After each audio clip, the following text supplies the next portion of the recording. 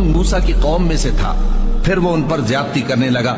اور ہم نے اس کو اتنے خزانے دیے تھے کہ ان کی کنجیاں ایک طاقتور جماعت کو اٹھانا مشکل ہوتی۔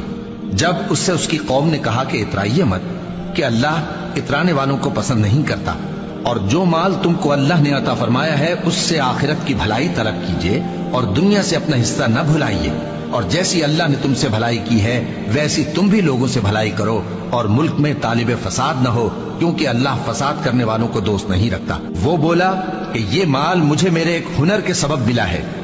کیا اس کو معلوم نہیں تھا کہ اللہ نے اس سے پہلے بہت سی امتیں جو اس سے قوت میں بڑھ کر اور جمعیت میں بیشتر تھیں ہلاک کر ڈالی تھیں، اور گناہگاروں سے ان کے گناہوں کے بارے میں پوچھا نہیں جائے گا؟ تو ایک روز قارون بڑی آرائش اور ٹھاٹھ سے اپنی قوم کے سامنے نکلا۔ جو لوگ دنیا کی زندگی کے طالب تھے کہنے لگے کہ جیسا مال و متاع قارون کو ملا ہے کاش ایسا ہی ہمیں بھی ملے، وہ تو بڑے نصیب والا ہے۔ اور جن لوگوں کو علم دیا گیا تھا وہ کہنے لگے کہ تم پر افسوس،